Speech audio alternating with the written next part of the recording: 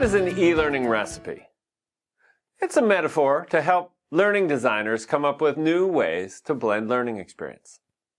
So think of your different learning technologies as the ingredients you'd put together for a meal. Your main dish would be some kind of instructor-led training. Maybe face-to-face stand-up training, or maybe a webinar. Live instruction from a qualified facilitator is an important part of a training team.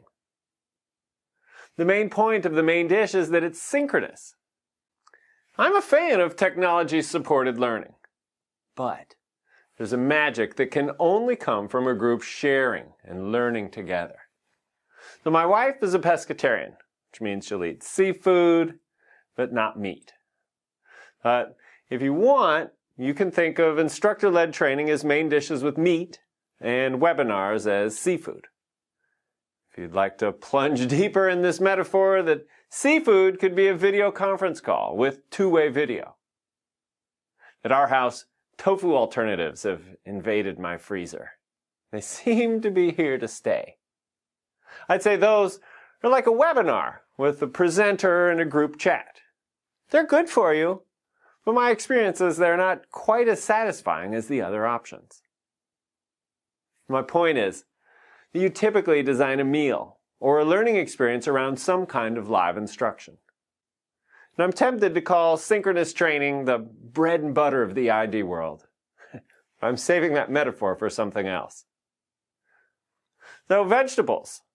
I think vegetables have a lot in common with your performance support tools, like your job aids, cheat sheets, reference guides.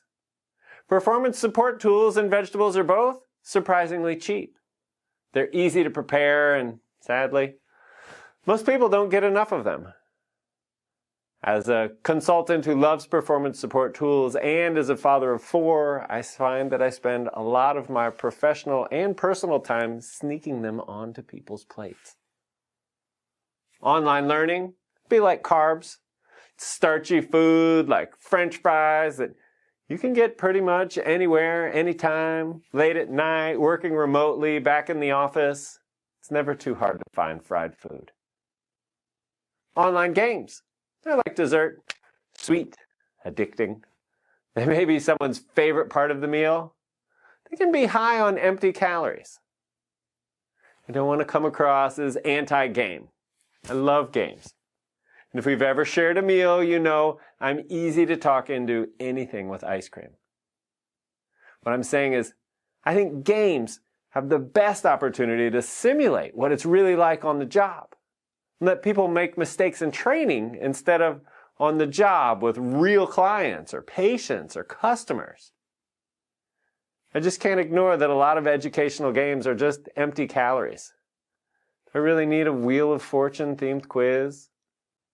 Is an online crossword puzzle going to help me do my job better? Not likely. So if that's not what I do in my job, I'd hate to spend my mental calories on it. What's the one thing you can put in seemingly any dish and make everyone say, this is good? Printed materials. Too much of it really isn't good for you, but a little bit can be great.